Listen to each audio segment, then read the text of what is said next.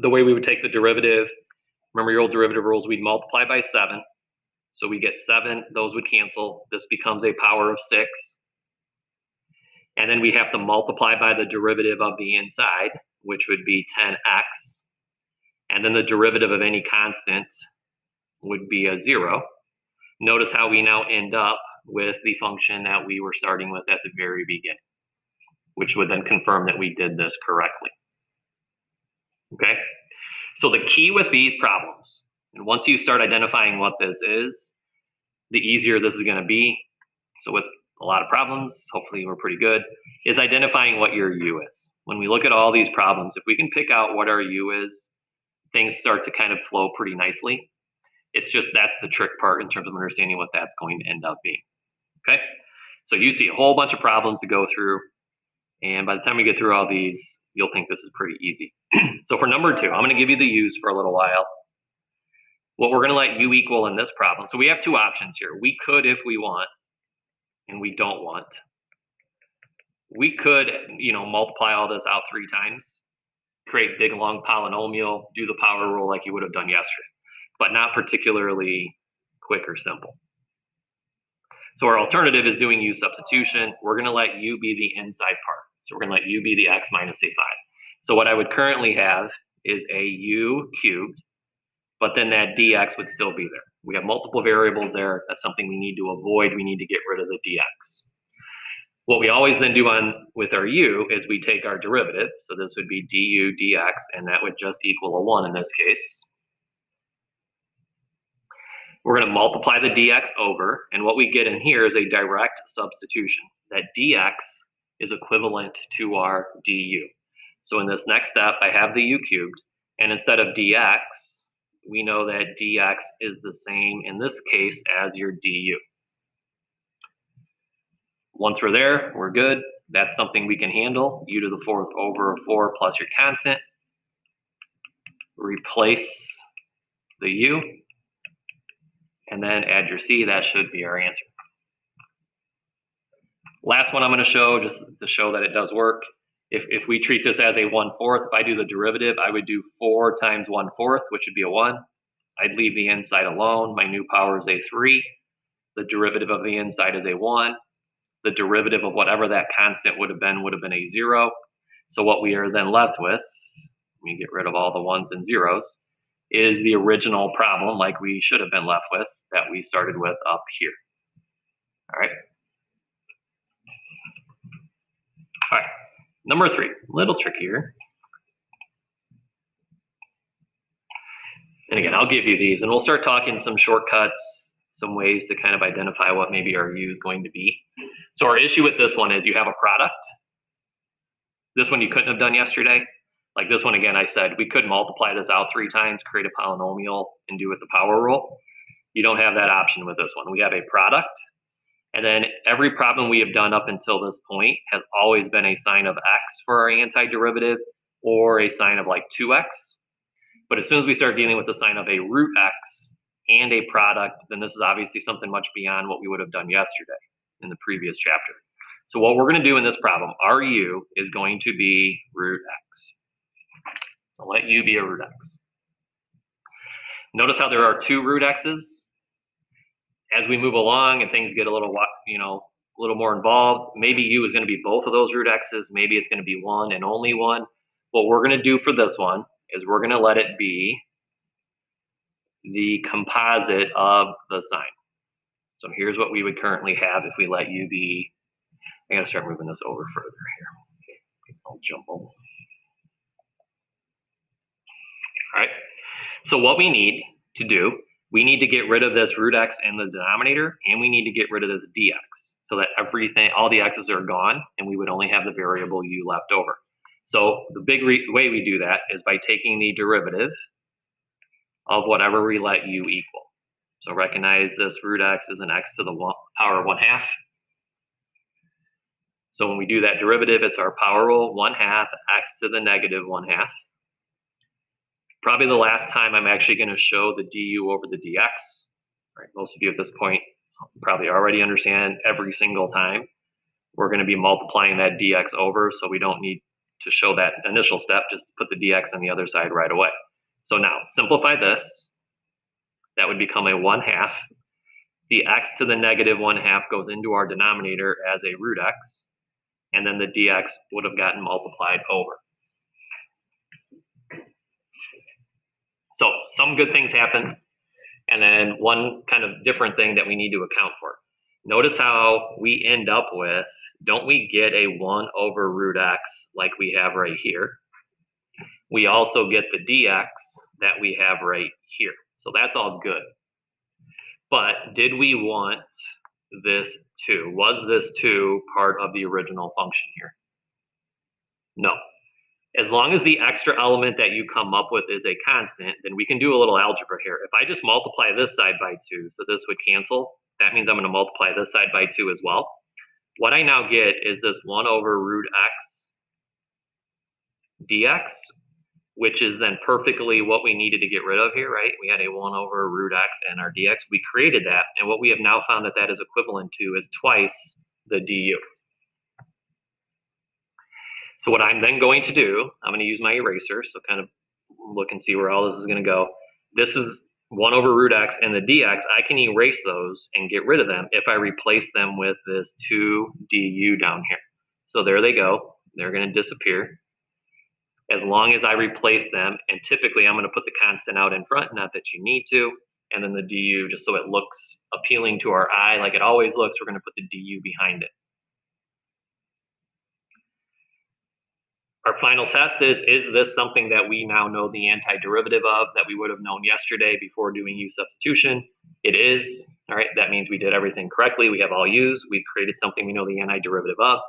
The 2 we would drop. The antiderivative of the sign is a negative cosine of u.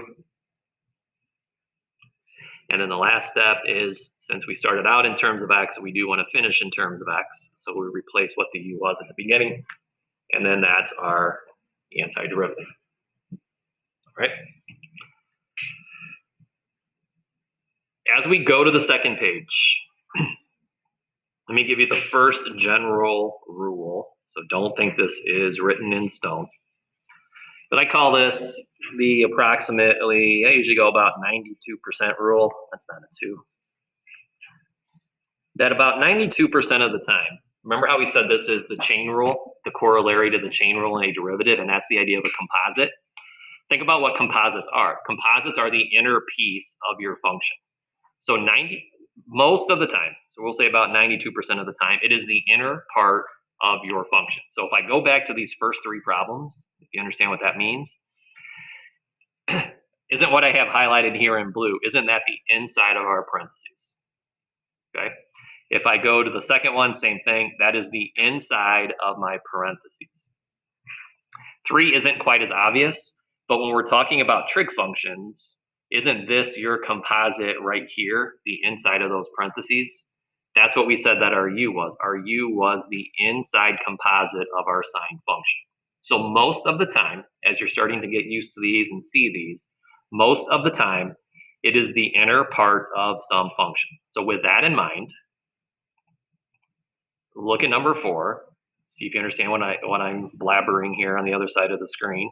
And write down what that would mean our u would likely equal here, if you look at number 4.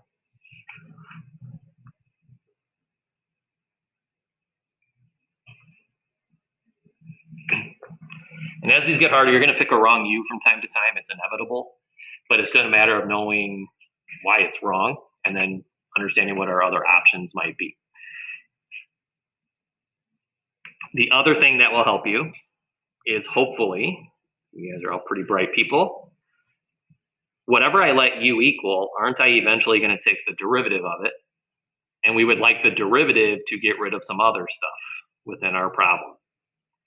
So both of those general rules play out perfectly here.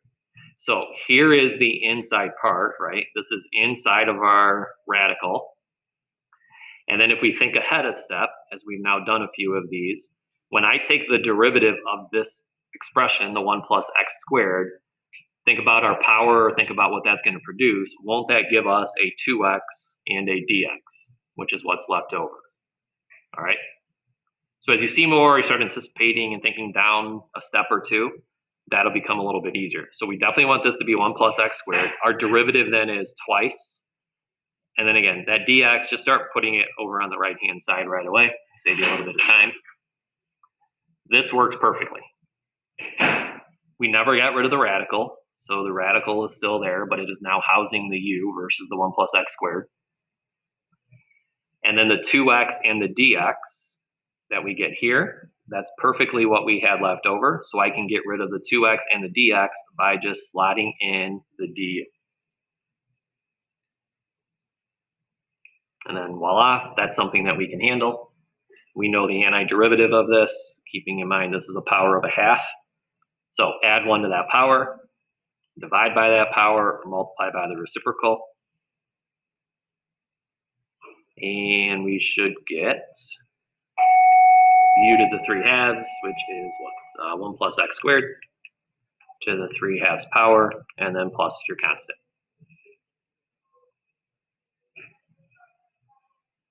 All right, hopefully making a little sense now. All right, number 5, write down what you think your u might be here. Keeping in mind our rule that applies here.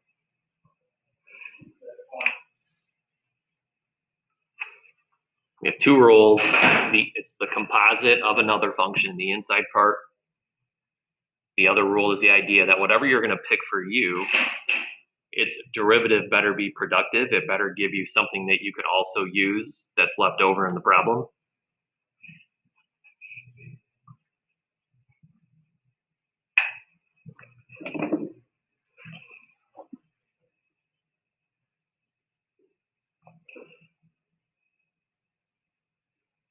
And again, you may pick a wrong u here or there, and it's a matter of knowing why it's wrong and how could we then correct it and find the correct one. All right. Usually like putting people on the spot with these as we're learning these. So maybe you have some people in here. I'm going to go with Daria because I'm looking right at her. What do you think, Daria? All right, good. So, well, sort of good. So she said e to a negative x squared. Sure, she's not the only one of the 32 people who think it might be e to the negative x squared. So what we want to think of, one of the things that's going to guide us, think about what happens. Think about what we have left right now, because here's what I would have if we let u be e to the negative x squared.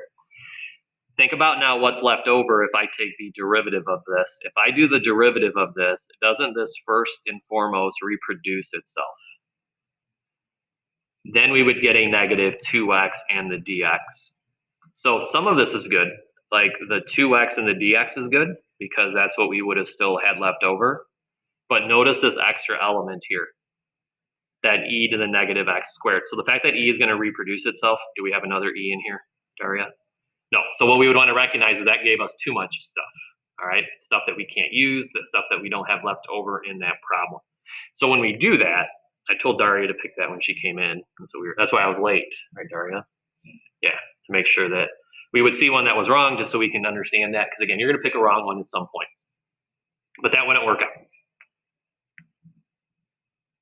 All right, now I won't call directly. Anybody in here confident they got the right u? Because there's actually a couple you can use. Yeah, Andrew. X squared. All right, so Andrew used x squared.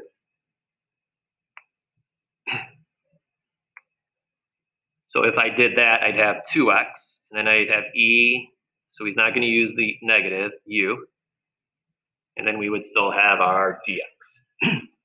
This is not necessarily wrong, so if you want to write this down, go ahead. There's a second option that we're going to do here also. I'm going to take the derivative of this. This will give us a 2x and then a dx. Like with the previous one, we get the 2x dx that we wanted. So I can get rid of the 2x and the dx now. I have the e to the negative u, and to get rid of these two guys, I just replace it with a du. As long as we know the antiderivative of this, we're good. We should. It repeats itself. Just be really, really careful here, because this is one that people tend to divide by a little bit too much. We only divide by the coefficient of our u, so that should be a negative 1, plus our c. As we simplify this, it's going to be a negative. So a couple different routes we could take. Negative e, replace your u, and then plus c, and you could also then put that into your denominator. So this is correct. However, I'm going to throw you another general rule. Whenever you pick your u, use as much stuff as you can. Did anybody pick a different u and still think that they're also correct? Jade, you turn around quickly. Okay, so let's say we would have made the negative part of the x squared, and let's see if we still get this same answer. So let's get rid of all of this. We would get a negative 2x and then our dx. We just wanted a 2x and a dx, so the negative being extra, that is again okay. As long as it's a constant, the extra part, we can do a little bit of algebra. I'm just going to take this negative 1, I'm going to divide it over, I'm going to multiply both sides by a negative, so that the negative du would equal twice x dx.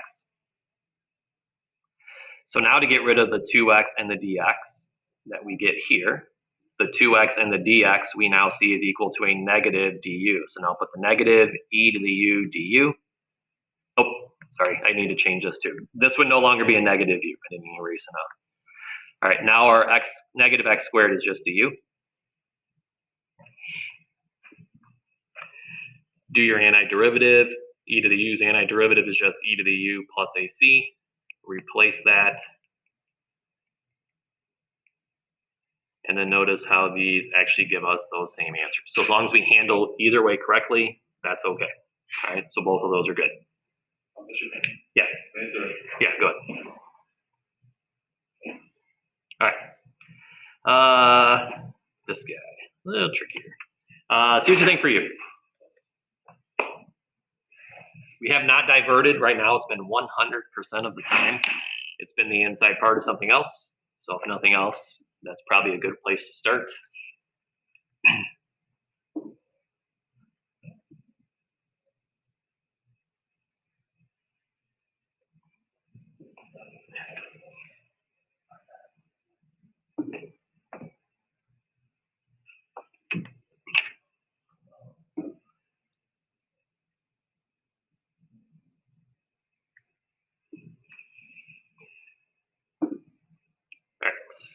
Emma, Nick left before I could call on him. You're the only one left. What do you think, Emma? What would you pick for your u? I said 1 minus 4. All right, so she said 1 minus 4x squared. Notice how that is the inside part of the radical. So and again, up until this point, that's been our u every single time, is our inside part. So if we did that, we'd still have this left over, the x and the dx, and then the root u. If we think what's going to happen when we take our derivative, that would give us a negative 8x and then a dx. What we were needing to get rid of was an 8x and a dx. That needs to go. We did come up with that. We've got some extra stuff there with the negative 8, but now we've come across this a couple of times. It's a number, it's a constant, so that's okay, because we can just divide this over and create that x and dx that we need. So that should be our correct u. So what that now allows us to do, so I'm going to erase this, so just understand this is going to disappear. This x, oops, I get my eraser. The x and the dx will go away if I replace them with what they are equivalent to, which is the negative 1/8 and the du. And then I'll just hold the numerator spot with a 1. Don't have to put the negative 1/8 out front right away, but I think it helps just to deal with the simplest part, the simplest function inside. All right, do that antiderivative real quick. Make sure you don't have any children of darkness out there that are going to do that wrong.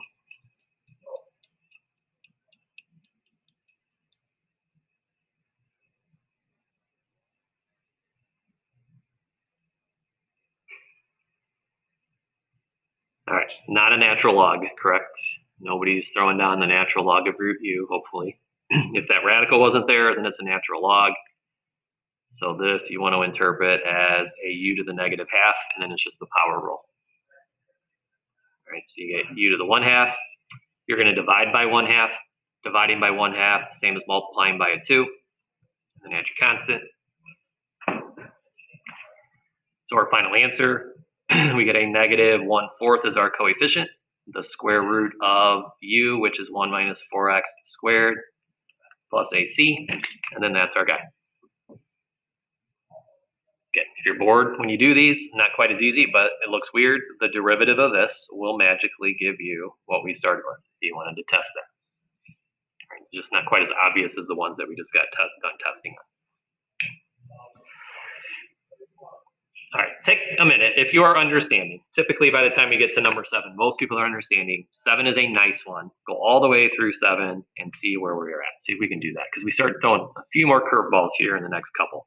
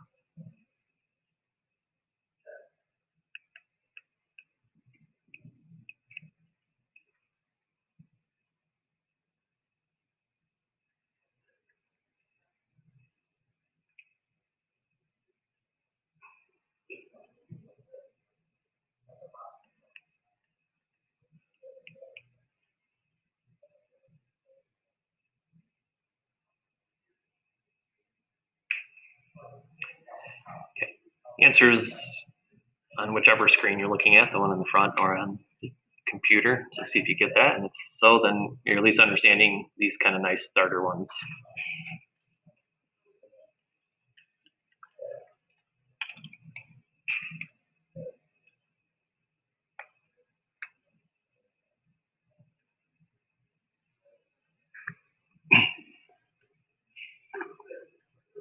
All right, coming up with it. Everybody can do this. All right, good. Yeah. So again, 100% of the time so far, it's been the inside part. So I haven't given you any yet where it's not the inside. So in this case, it's your parentheses. Your du is then 5 dx. There is no 5 here, so we would divide that 5 over to create just our dx. So when we now do this, this was your u. It was raised to the 20th power, and then what we found the dx to be equivalent to was a 1/5 du. That's a nice antiderivative then, u to the 21st over 21.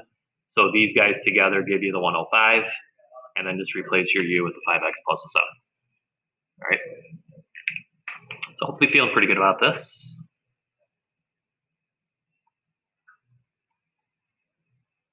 However, number 7, a little bit trickier, not too terrible. Or not number 7, number 8. See what you think for number 8.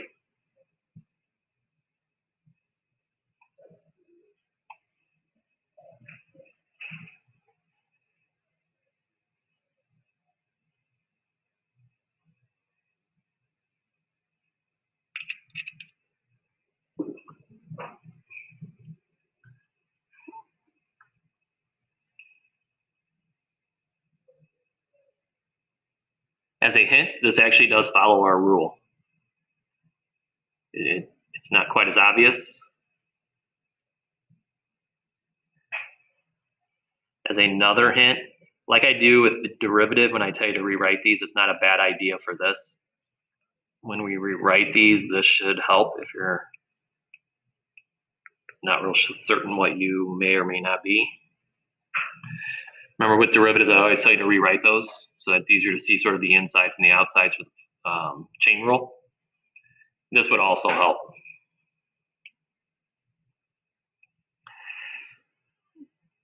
Now, you have two insides, right? You have a tangent as the inside part, and you have a secant. So what we do want to guide us is think about whatever I'm going to pick for my u right here. The derivative better give me something else that I would need in the problem. All right, any guesses here? Not guesses. Anybody know what this is? What could I let u equal so when I take my derivative, it's going to give me some other things that I would need and still satisfy the inside idea? Emma, you got it? Maybe. All right, Emma says tangent of x. So if we pick that, we'd have u right now getting squared, and then we'd still have our secant of x squared dx. Think about now what happens when I take the derivative of that tangent. The derivative of tangent is secant squared of x dx. So the secant squared of x dx, that's what we have left over here. So I can get rid of that mess by just replacing it with a du. So I have my u squared, and then the du. I did that. And then pretty straightforward. So good. Yeah, u cubed over 3. Replace your u with the tangent. Add your c, and then that should be our guy. Okay. Number 9 should be a nice one. Try number 9 real quick. We have to. It's not a bad stopping point. I'd like to get to 10. But number 9, I would hope you can at least walk out of here today knowing how to do number 9.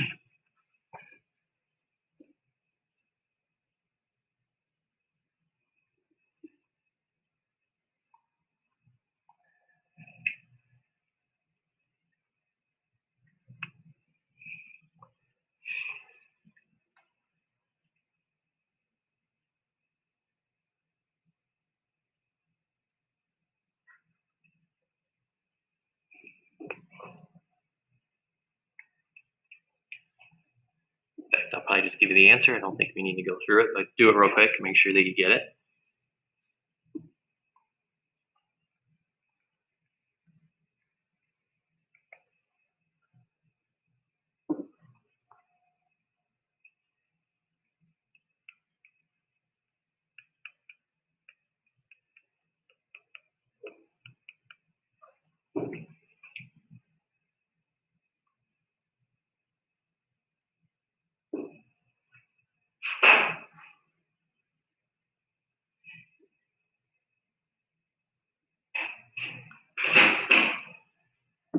Our answer's up if you want to check and make sure you're wrapping this up if you got it. But we really haven't deviated yet. Your u is the inside part, x to the 4th plus a 2. Take your derivative. You're going to get an extra 4 that you divide over. That's where the the positive 1/4 would come from, and then should be a nice antiderivative of cosine. All right, good. Okay, the one I'd like to finish with is 10 then. I was kind of hoping we would get to this.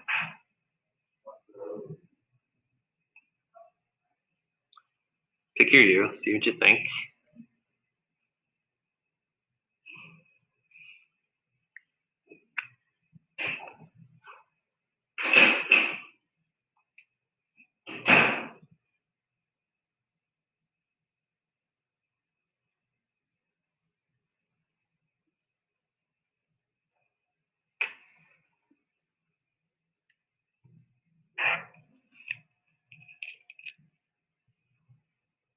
All right.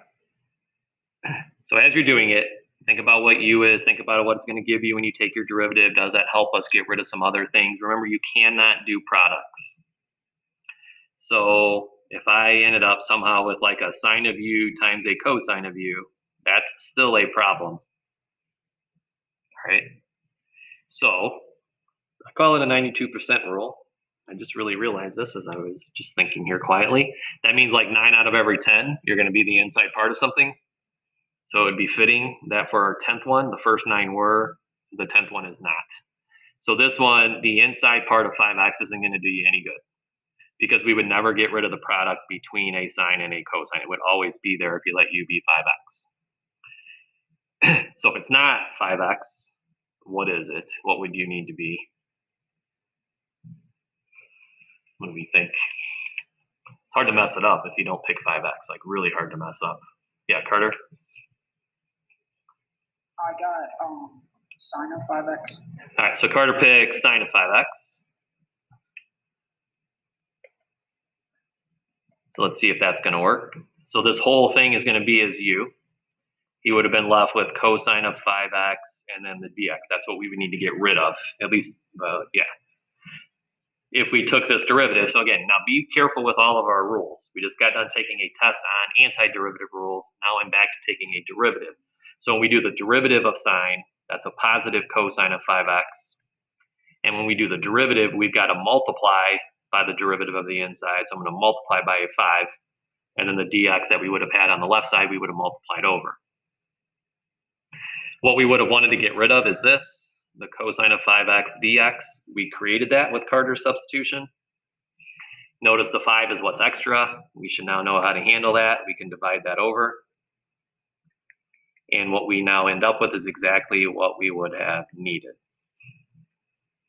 So all of this can now get erased and replaced with a 1/5 and then a du. So we get 1/5 u squared over 2 plus ac. Replace your u. That's our answer. Now, I said it's very, very hard to mess this up if you don't pick 5x. Anybody know why it would have been really, really hard to mess up? Anybody do something different? Emma? Because then if you chose the other one, you get like a negative, you just put a negative. All right, because let's say we would have come up here, and this is important to understand, because there's been some, I may ask you this question because it's been asked on an AP question before. What if we would have picked cosine of 5x? So now we have this guy. The derivative of this gives us a, she said, a negative sine 5x. Actually, yeah, now I'm rushing here. So should get a negative 5 sine of 5x with our dx. So what that would now give you, we would initially have the cosine of 5x is your u. And then the sine of 5x dx that we would have needed to get rid of, we would now divide that by the negative 5. So negative 1/5 du equals sine of 5x dx. So then all of this is gone with a negative 1/5 du. That we can handle just like we did in the previous problem. You'll get a negative 1/5 times u squared over 2 plus your c. We get a negative, and then our u is cosine of 5x squared over a 10. That is also correct. Do these, however, give you the exact same looking antiderivative? Like, are those the same exact answer? No, right? Like one's sine, one's cosine, one's positive, one's negative, but they are both equally correct. What would happen is if I gave you limits, so let's say I would have put a limit from like 0 to pi over 2, and when we learn how to evaluate them with limits, if we plug those limits into this function or to this function, they'd spit out the exact same answer numerically. Or if I took the derivative of the one on the left or the derivative on the one on the right, they both are going to give us the function that we started with. So they don't necessarily have to look alike. Okay. All right. Yeah, we're gonna have to stop there because we got less than a minute. So bring this tomorrow, or maybe tomorrow. Definitely have it tomorrow. The next thing we do in notes will be out of this. So we'll either go over the test tomorrow or we'll go over this tomorrow. It depends on if we get our tests made up by everybody. Okay. Okay, that's it. We'll see you guys. Have a good night at home. Stop this. Oh, perfect timing. Yes. Who said that? Molly. Yes, Molly. I just want to make sure I can still come in tomorrow on advisory and take this quiz. Yeah, that would be fine. Are you understanding it, you think, a little bit? Kind of what's going on? Yeah. What I would strongly try to recommend, there are some problems coming up on the next page that have limits on them. So look those over just to make sure you know how to handle the limits.